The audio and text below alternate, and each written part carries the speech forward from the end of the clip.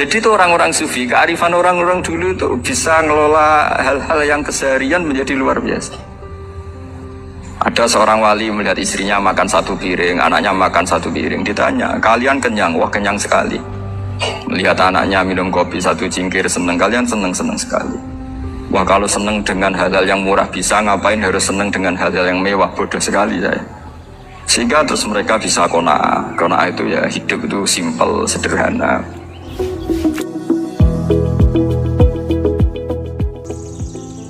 Hakikatul istighna itu adalah al-istighna anis syai' labihi. Jadi pemenuhan kebutuhan yang sebenarnya adalah kita berusaha menghindari sebanyak mungkin kebutuhan yang sekunder, yang nggak penting. Bukan memenuhi semua yang kita inginkan. Jadi misalnya begini ya, kalau kita lapar, itu keinginan kita itu makan enak apa asal makan? Tentu jawabannya asal makan yang sehat. Tapi kalau nuruti nafsu kita, makannya yang enak, teman makan ya enak, terus di warung yang favorit. Ini kan satu kebodohan. Kenapa untuk makan saja butuh definisi sekian banyak? Yang kita harus kecewa, warung favoritnya bisa sudah tutup, atau kita ke sana harus macet, ribet. Yang benar-benar arif dan bijaksana itu adalah al-istighna anis syai'. Sesuatu yang tidak mendesak itu jangan jadikan kebutuhan. Sehingga kalau kita puasa misalnya, semua makanan itu enak karena kita sangat lapar. Sehingga Abul Qasim Al-Junaidi ketika ditanya, ma'idamu to'am, lauk makanan itu apa? Jawabannya lucu, alju, lapar. Kalau kamu lapar ya semuanya enak. Ini sudah mulai hilang.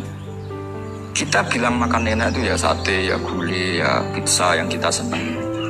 Akhirnya apa? Untuk nikmati nikmatnya Allah itu kita jadi ribet. Apalagi yang orang-orang fasik harus ditemani perempuan yang tidak halal misalnya, atau harus ada ajudan, ribet. Nah pertanyaannya, orang yang ribet sama yang gak ribet itu pinter mana? Pinter yang gak ribet. Nah ini kearifan-kearifan yang mulai hilang. Lalu siapa yang bisa mewarisi itu? Ya ulama. Jadi ulama itu cara berpikir sebenarnya simple. Makanya mereka sering kalau tahajud itu, di antara makalah Sayyidina Ali paling terkenal dan yang menjadikan beliau punya derajat yang luar biasa itu adalah kafani izzan an takuna li rabban wa kafani fakhran an akuna laka abdan. Ya Allah, saya ini sudah begitu mulia, begitu terhormat dan sangat-sangat terhormat karena yang menjadi Tuhan itu Engkau. Jadi rumus pertama itu karena menjadi Tuhan itu Engkau. Hanya Tuhan yang abadi, Tuhan yang pertama, hanya Tuhan yang al-awwal. Coba ya Allah, kalau saya ini punya Tuhan Fir'aun, punya Tuhan mati jadi tontonan lagi, itu kerennya di mana coba? Andaikan kita punya Tuhan Fir'aun, atau punya Tuhan yang asal-usulnya manusia, apapun hebatnya manusia itu, kita punya Tuhan manusia itu. Tuhan yang lapar, yang kalau nggak makan mungkin pingsan, mungkin bisa kena COVID, nanti Tuhannya diisolasi. Kayak apa?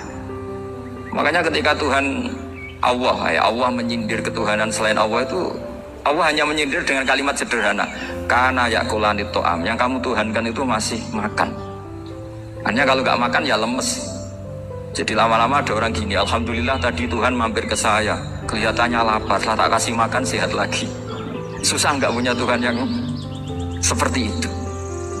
Beda dengan Tuhan kita, Tuhan yang nggak butuh makan, nggak butuh minum, al-qayyum, zat yang berdiri sendiri tanpa butuh yang lain, al-awwal. Sebelum ada langit bumi sudah ada Tuhan kita, yaitu Allah.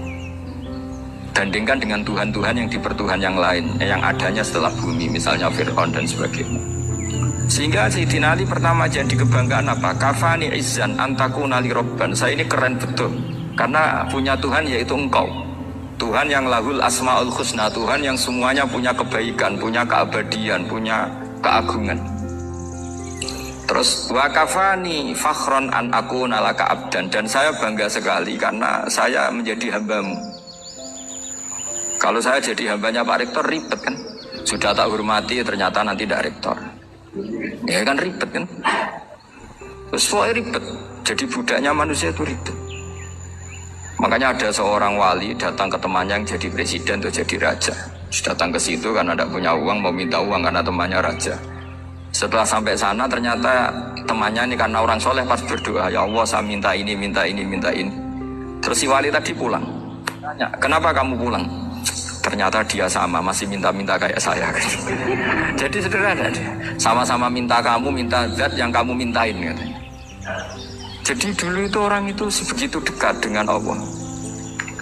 Sehingga si raja ini terus ketemu wali tadi, tanya, kenapa kamu menyepelekan saya padahal sekarang saya raja. Terus ditanya sama wali tadi, karena temannya, kalau kamu di padang pasir tidak bisa minum dan harus minum 1 gelas, dengan ongkos kamu harus mengasihkan semua kerajaan kamu demi minuman itu. Pilih mana, minuman apa tetap jadi raja? Ya saya milih bisa minum. Saya tidak raja tetap hidup, tapi kalau nggak minum mati. Bagaimana Anda bangga dengan satu kerajaan sing la yusawi kak samain, yang tidak sama dengan segelas air. Jadi artinya terus mereka melihat jadi raja itu ya biasa, jadi presiden biasa, jadi rektor biasa, karena mereka biasa berlogika. Hakikatul izzah itu ya at-taqarrub ila Allah, yang benar-benar terhormat itu ya dekat dengan Allah. Begitu seterusnya mereka bikin paradok-paradok yang aneh, tapi itu menjadi pelajaran. Bapak saya Ki Nur Salim itu senang baca anekdot Nasiruddin Koja. Itu kalau bikin orang-orang aneh, itu dia datang ke satu pesta pakai baju lusuh, pakai sarung lusuh atau celana lusuh, sama Sohibul Bed yang punya acara dibiarin. Setelah dibiarin dia pulang pakai jas, pakai dasi, pokoknya keren, dihormatin, pakai alpat, pokoknya dihormatin, silakan. Pas dia disuruh minum, minumannya itu disokkan saja ke sakunya. Jas, kamu harus minum yang banyak karena kamu yang dihormati, bukan saya. Terus makanan ya semuanya diletakkan di saku, ada nggak apa, ayo kamu makan yang banyak. Alpatnya juga gitu, dikasih sate, apa, ayo kamu makan yang banyak. Mereka tidak melihat saya, melihat kami. Akhirnya orang satu pesta itu istighfar semua, berarti kita ini salah. Terus dia pidato, kenapa kamu ngomong gitu? Tadi saya datang, orangnya sama. Gara-gara beda pakaian, penghormatannya beda. Berarti yang berhak dapat makanan ini jasa ya, bukan saya. Betapa naifnya kita sebagai orang. Ternyata kita masih hormat sesuatu yang seperti itu, yang atribut lah. Jadi orang-orang sufi itu orang yang bisa menertawakan dunia. Akhirnya ya, pertama dia dianggap orang gila, masa jas dikasih makan, dikasih minum. Tapi secara fikih dia benar, haram dia makan. Karena pas dia datang dibiarin, setelah pakai jas dikasih makan. Berarti hakikat yang dapat rezeki siapa? Jasnya apa orangnya? Jasnya apa orangnya? Jasnya. Jadi itu orang-orang sufi, kearifan orang-orang dulu itu bisa ngelola hal-hal yang keseharian menjadi luar biasa. Ada seorang wali melihat istrinya makan 1 piring, anaknya makan 1 piring. Ditanya, kalian kenyang? Wah, kenyang sekali. Melihat anaknya minum kopi 1 cingkir, seneng. Kalian seneng sekali. Wah, kalau seneng dengan hal-hal yang murah bisa, ngapain harus seneng dengan hal-hal yang mewah? Bodoh sekali saya. Sehingga terus mereka bisa qanaah. Qanaah itu ya hidup itu simpel, sederhana. Jadi tentu saya tidak akan ngomong yang muluk-muluk, selain itu tidak bidang saya juga apa ya, kita ini butuh obat di kondisi COVID seperti ini, butuh kesederhanaan, butuh apa ya, istighna. Tadi kita harus istighna billah an ghairillah. Jadi sudah cukup bahwa Allah ini segalanya. Sehingga tadi saya dengarin himnenya Unisula, yang paling saya kagum adalah dimulai dengan kalimat-kalimat thayyibah. Di antara tugas suci Nabi Ibrahim dan semua Nabi adalah wa ja'alaha kalimatam baqiyatan fi aqibi. Nabi Ibrahim itu Nabi yang diberi gelar Allah. Dia adalah Nabi yang menjadikan kalimat tauhid itu kalimat yang abadi. Fi aqibi, di anak turunnya, di semua generasinya, baik anak turun karena gen maupun karena pembinaan, karena pendidikan. Ini penting sekali saya utarakan karena apa? Satu kehidupan itu sebenarnya digerakkan oleh kata-kata, oleh mutu kalau orang bahasa modern. Sehingga banyak ulama mengatakan al-ibarat qutun li'ailatil mustami'in, bahwa redaksi atau moto atau pegangan hidup itu penggerak kehidupan. Sehingga sebetulnya manusia itu digerakkan oleh kalimah-kalimah itu, oleh moto-moto itu, oleh prinsip-prinsip hidup itu. Misalnya orang Palestina itu tiap hari ke pasar itu. mereka ke laut itu. Ditanya kenapa tidak takut tembak Israel? Jawabannya lucu. Kena tembak ya mati, nggak makan ya mati, nggak kerja ya mati. Ya sudah sama-sama mati ya mendingan aktivitas normal. Tapi saya tidak menyarankan itu untuk melawan COVID ya, ini cerita saja. Kamu jangan provokator itu. Karena ini wilayah sensitif. Jadi banyak orang yang poligami, kalau ditanya alasannya gitu, istri satu ya cerewet, dua ya cerewet, mendingan 4 gitu. Ya banyak ya gitu. Tapi ada yang kebalikan, istri satu cerewet saja hampir jantungan, apalagi 4, tinggal matinya kan gitu. Itu semua yang menggerakkan itu kalimat. Kalimat itu satu pegangan. Banyak orang loh yang nggak ingin jadi rektor tuh banyak loh Pak Bejo. Jangan kira semua dosen ingin jadi rektor. Melihat rektor sibuk rapat mempertahankan reputasi Unisula terus sering pegang kepala, ngapain repot-repot? Jadi tukang sapu aja dapat gaji, ngopi, rokokan selesai. Bodoh amat jadi rektor, mikir orang banyak. Banyak loh orang yang ingin jadi presiden tuh banyak. Karena ngopi nyaman, gak ada yang ganggu. Mau tidur sampai jam 9 siang juga gak ada yang ganggu. Sehingga mereka melihat pegawai negeri itu gak keren, orang kok diatur jam, disiplin. Itu memang cara Allah membagi rahmat. Mau kamu apakan coba? Cara syukurnya dia seperti itu. Bapak saya dulu tuh sering ngajarin saya, diajak jalan-jalan pagi-pagi. Melihat orang ngopi, makan uduk itu bapak senang. Kok enak jadi wong apa? Ini isu-isu nyemak bocah, kesel kabeh kono enak ngopi, rokokan. Bapak kadang iri sama ngapa itu iri. Sudah gitu berharap masuk surga kan enak, sudah gitu. Tahu-tahu mati, tidak tahu ke surga apa ke neraka, tidak tahu. Jadi nah orang dulu itu orang yang bisa mensederhanakan dunia. Sehingga ya sudah cara bahagia. Makanya saya alhamdulillah saya ini kerja sama UII sama beberapa kampus. Memang amdan itu sengaja. Kampus itu ya punya sistem yang nggak bisa mewakili sistem kiai. Kiai juga punya sistem yang nggak terwakili oleh kampus, juga sebaliknya saling melengkapi.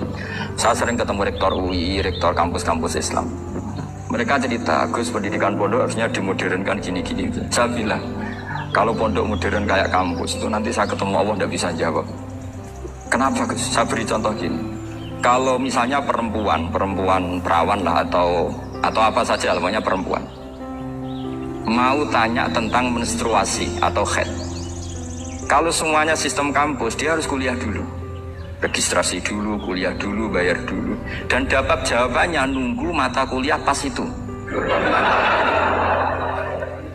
Bandingkan kalau sistem pondok, saya tuh sering ke pasar sama anak saya dicegat sama ibu-ibu. Gus, anak saya ngalami gini-gini, keluar darah terus menerus, nggak 6 hari tapi 1 bulan penuh. Itu hukumnya apa Gus ya? Nanti saya mau sowan ke jenengan. Nggak ada usah sowan, di sini aja. Ya sudah, sebelum mengeluarkan darah yang rutin seperti itu biasanya haidnya berapa hari? 6 hari ya sudah ikut yang 6 hari, yang lainnya istikhadah. Ngoten tok Gus ya udah ya. Begitu terus di masalah udhiyah. Ya coba kalau semuanya pakai sistem kampus, daftar dulu, bayar dulu. Jadi ini nggak ada jawabannya, nunggu mata kuliah itu baru dapat jawaban. Itu biasa nggak sholat bertahun-tahun karena belum ada jawaban tentang itu. Ya itu kalau misalnya orang mati, tahunya cara apa memulasara jenazah itu nunggu kuliah dulu, pas mata pelajaran itu dulu, baru menangani orang mati. Berarti orang mati itu tergeledak semua. Tapi kalau kiai kan enggak. Kesini orang mati terbakar, kalau dimandiin malah badannya copot-copot, itu gimana hukumnya? Ini ada orang mati Gus Kendat, ini disolati apa enggak? Ada orang mati apa itu oplosan ya, itu disolati enggak? Soal sering ditanya gitu. Gak usah registrasi Pak Rektor, gak usah registrasi, gak usah daftar, gak usah seminar.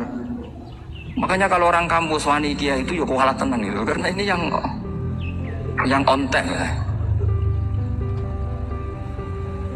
Tapi pondok seperti saya ya ikrar seikrar-ikrarnya. Pentingnya kampus karena melatih efisiensi waktu, disiplin, tata kelola manajemen, sehingga kita ya hormat. Tapi tadi kita harus saling melengkapi, sehingga saya tunjukkan ke publik bahwa saya hormat sekali sama polisi, sama tentara. Coba kita bisa apa ngadepi bandar narkoba kalau enggak polisi? Bisa apa coba menjaga NKRI kalau enggak tentara? Begitu juga, ya sudahlah kita memang fa'inna yadallahi ma'al jamaah, kita berkah itu kalau bersama-sama, tidak bisa kita sendiri.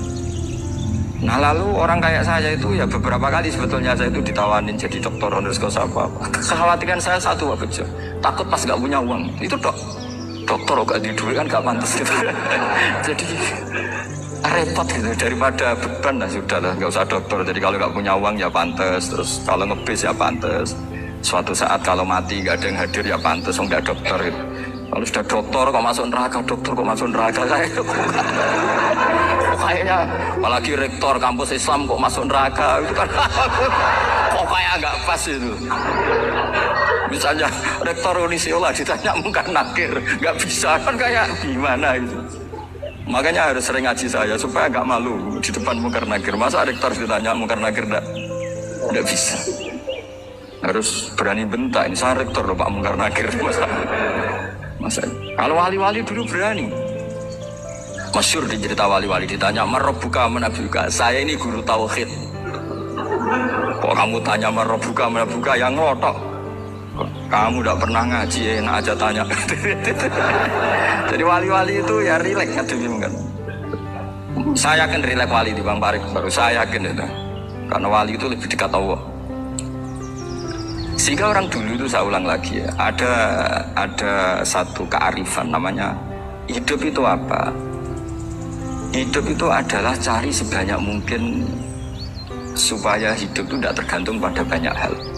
Sehingga misalnya cara berpikir orang-orang modern itu sebenarnya banyak orang-orang ilmuwannya nggak ngagumi Amerika. Bukan karena angkuh enggak. Untuk mempertahankan kebesaran negara sebesar itu, kebutuhan listriknya besar, kebutuhan tentaranya besar, kebutuhan apa. Sementara negara kayak Venezuela atau Swiss kebutuhannya ada banyak. Pertanyaannya, yang tergantung dengan banyak hal sama yang tidak tergantung banyak hal itu pinter mana? Kalau dibalik pertanyaannya gitu, negara-negara maju itu tidak keren kalau dibalik pertanyaannya. Orang yang untuk mempertahankan eksistensinya banyak, butuh banyak hal dengan yang tidak butuh banyak hal itu pinter mana? Orang yang bahagianya nunggu jadi dokter, nunggu jadi kiai besar, kiai viral, dengan orang yang bahagia cukup dengan ngopi itu pinter mana? Tapi kalau dibalik pertanyaannya, orang yang tahunya nikmat hanya kopi dengan nikmat yang banyak, pinter mana? Makanya Mbak Mun tuh kalau guyon itu lucu. Aku ikut saake ambil desa sing mlebu swarga ya. Saya dulu eskal mlebu swarga kok disakeni gitu. Akhirnya beliau memberi penjelasan. Wong desa iku roe pakanan enak iku mau kopi mbek uduk. Lah swarga iku mau nuruti sing dikarepno. Akhirnya semua mangan, ngopi, mudo, ngopi, ora roh, pakanan liyane ora roh, nasi mandi ora roh, pizza ora roh apa-apa. Terus saya bilang, wah lah niku nak nganti selera tentang wanita cantik, iku juga sederhana. Rodok pesek ya wis cantik, rodok ireng ya wis. Apa bidadarinya seperti itu karena saking enggak pengalamannya. Jadi surga itu kan nuruti apa yang diinginkan. Kira-kira keinginan orang kampung kalau di surga itu apa coba? Makanan apa coba? Ya, aku nggak senengnya ketemel gemblong gitu. Nah, artinya malaikat lebih suka nangani surganya orang-orang kampung timbang Pak Rektor. Ini sudah ribet ini. Makanan apa saja sudah dicoba. Ya. Terus kalau di mall tahu orang macam-macam, seleranya macam-macam pasti. Enak mana kalau sampai jadi malaikat pelayan surga? Suka ngelayani orang kampung apa yang orang kota? Orang kampung kan? Jadi ya itu guyon tapi itu menjadi pikiran kita bahwa orang yang banyak kebutuhan itu sebetulnya banyak kebodohannya karena menggantungkan kebahagiaannya dengan banyak hal. Makanya Imam Syafi'i ngendikan istighna itu apa? Al-istighna anisya'labi. Yang dikatakan kecukupan adalah berusaha sebanyak mungkin banyak hal tidak kamu butuhkan. Bukan memenuhi semua kebutuhan kamu karena nafsu kamu ini tidak ada batasnya gitu. Kalau kamu penuhin nggak akan selesai. Itu ada perempuan yang kurang cantik itu minta doa saya, Gus doain suami saya kaya. Terus tak guyonin, terus nggak minta. Kalau suami kamu kaya, yang pertama dirubah itu apa? Rumah supaya rumah saya bagus. Kedua apa? Mobil supaya mobil saya bagus. Nanti yang dievaluasi itu kamu. Mobil bagus, Alphard, rumah mewah, istrinya kamu pasti itu dievaluasi langsung nggak usah sudah gini aja kan. Jadi pertama yang dievaluasi itu kaya itu Coba kalau suami kaya itu yang dievaluasi pertama rumah ya, rumah ganti. Setelah itu apa? Mobil. Kira-kira berikutnya. Akhirnya harus bagus, nggak jadi. Nabi Ibrahim itu pernah minta umur panjang, keren umur panjang. Sama Allah nggak dijawab. Datang orang tua gitu bertamu ke Nabi Ibrahim, terus disuguhi dikasih kurma. Apa itu kok kurma apa? Anggur yang sudah matang sekali, sudah dimakan. Setelah dimakan meler keluar lagi, dimakan lagi meler lagi. Terus Nabi Ibrahim masuk lagi ke kamar. Ya Allah, doanya tak cancel. Nanti kalau saya tua kayak itu. Jadi Allah itu nggak jawab langsung tapi ngirimkan itu. Akhirnya ya Allah nggak jadi. Nanti takut itu. Saya pernah ngalami jadi kiai tadi, ada ibu-ibu ya nggak pati cantik lah. Suaminya tuh miskin sekali. Minta doa saya supaya kaya, bareng tak kasih pertimbangan itu udah nggak usah nggak jadi. Jadi itu kearifan. Tapi kearifan ini harus kita tanamkan. Saya nggak bisa bayangkan Indonesia yang besar ini, andai kan tidak ada qanaah, nrimo ing pantum. Coba sekarang ada Covid. Andai kan Indonesia tuh kayak Perancis. Saya beberapa kali punya tamu orang yang hidup lama di Perancis, bahkan dapat istri orang Perancis. Itu dulu nggak begitu mencintai Indonesia. Tapi setelah di Perancis 2 tahun, wah Indonesia hebat. Di Perancis itu kata dia kalau cerita, semua kebutuhan masyarakat itu dibebankan ke negara. Apa saja minta negara, apa saja nyoal negara.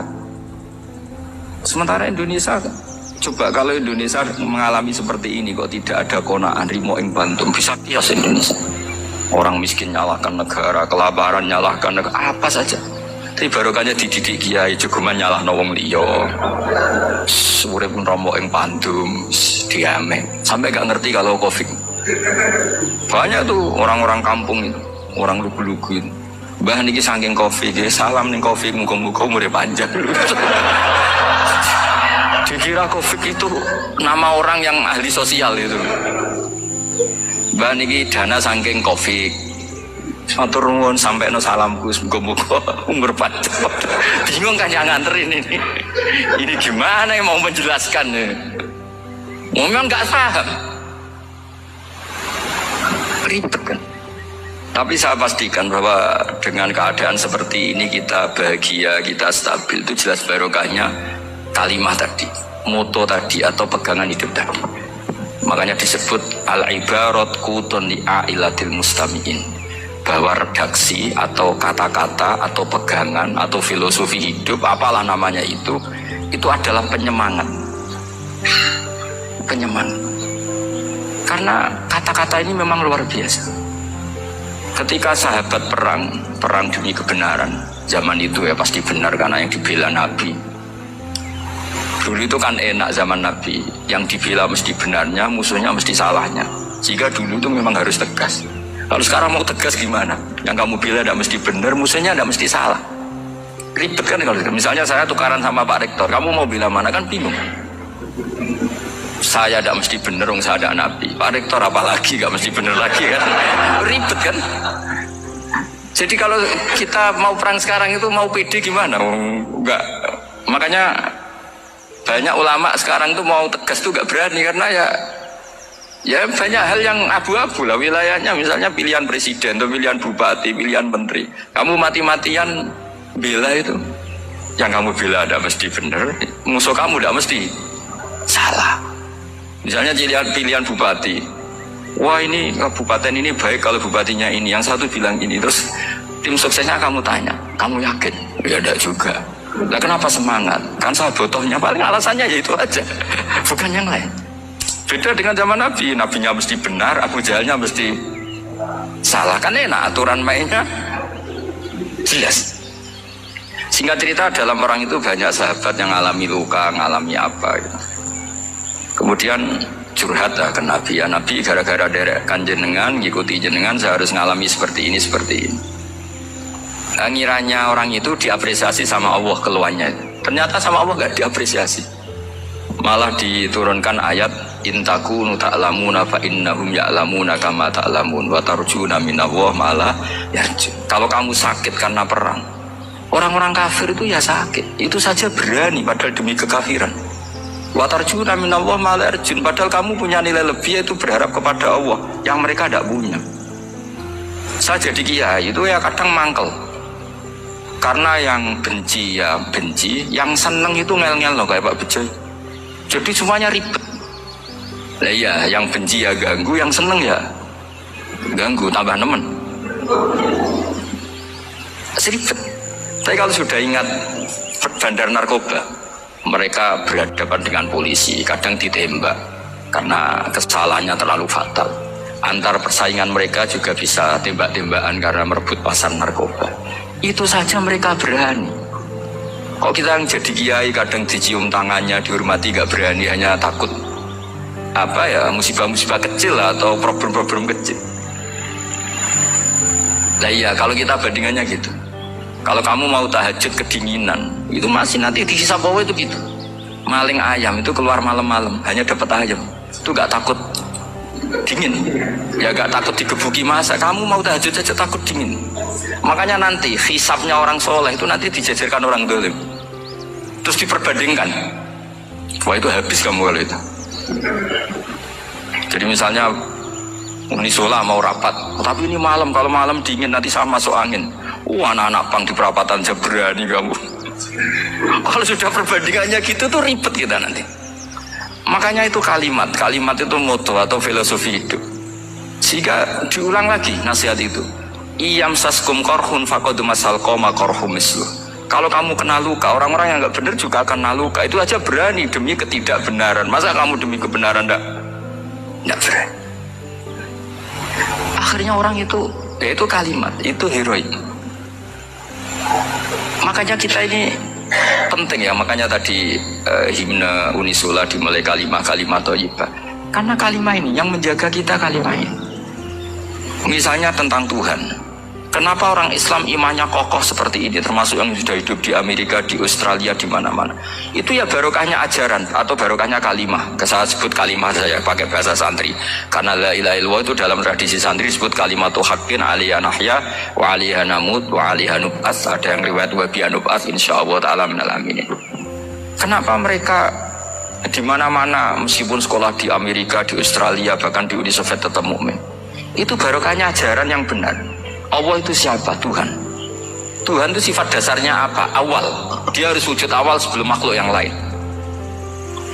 Sehingga ketika ada negara yang maju, yang tertib, manajemennya tertib, masyarakatnya makmur, tapi punya Tuhan yang tidak seperti itu, tidak awal, itu sudah gak nyaman.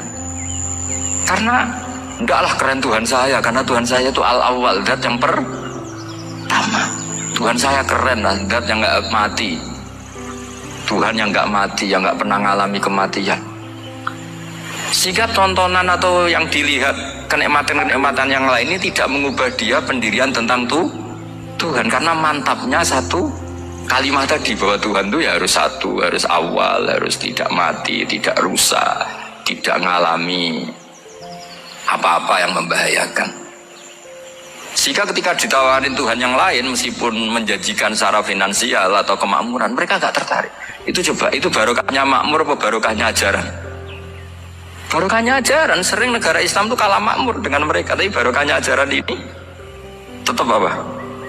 Tetap Islam. Makanya Nabi Ibrahim, Nabi yang sukses bikin waja'alaha kalimatam baqiyatan fi aqibih.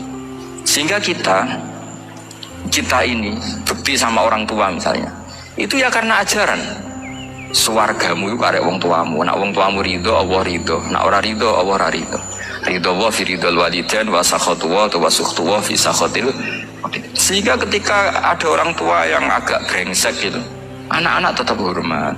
Punya orang tua yang miskin, yang sudah miskin, tukang tombok nomor, banyak kan di kampung gitu, dia tetap hormat.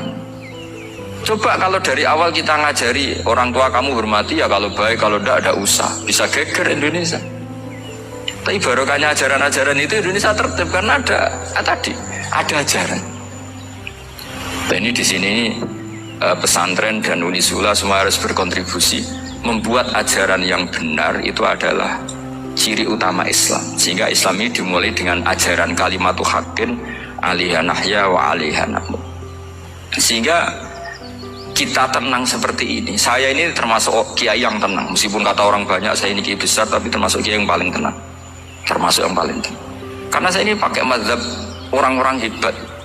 Saya berkali-kali cerita, orang kayak Imam Syafi'i itu orang yang luar biasa. Saya berkali-kali cerita, orang yang tadi nyium tangan kamu ya Imam Syafi'i, di belakang tuh ngerasani kamu, menghujat kamu. Jawabannya enak saja. Berarti saya alhamdulillah orang yang wibawa. Buktinya di depan saya nggak berani. Jadi enteng saja. Diceritain sebagian kampung, sebagian separuh dari warga kamu itu nggak suka kamu. Ya bagus lah nggak suka saya, nggak akan utang duit saya. Di mana-mana orang utang tuh karena teman dekat. Kalau nggak seneng pasti minimal nggak utang, nggak pinjam mobil, nggak pinjam apa. Berkah mana yang seneng sama yang gede. Jadi dianggap enteng saja. Semua yang dialamin dianggap enteng saja. Misalnya punya istri pemarah, ya bagus lah marahin suami. Kalau marahin tonggo malah ribet. Jadi kamu harus terima kasih kalau dimarahin istri. Bagus lah marahin saya mah, kalau marahin tonggo ribet. Jadi enteng saja. Tapi kita sekarang tuh karena nafsu ya, sehingga menghadapi hidup ini ribet. Ulama dulu kalau mau mati itu senengnya bukan main. Sudah lama saya ini ingin gak maksiat. Kayaknya gak maksiat paling efektif itu mati. Ya tidak apa-apa Gusti, kalau sebaiknya mati ya mati aja. Enteng saja. Jadi melihat kematian itu akhir dari segala keburukan atau potensi keburukan. Apapun baik kita sekarang, suatu saat mungkin kita gak baik. Yang bisa menghentikan ketidakbaikan atau potensi ketidakbaikan itu apa coba? Mati kan? Berarti mati itu mengerikan apa menyenangkan? Mesti kamu udah berani menjawab. Meskipun secara ilmu kamu berani, tapi secara rasa gak berani kan? Saya ulang lagi ya, yang bisa menghentikan keburukan atau potensi keburukan itu apa coba? Apa?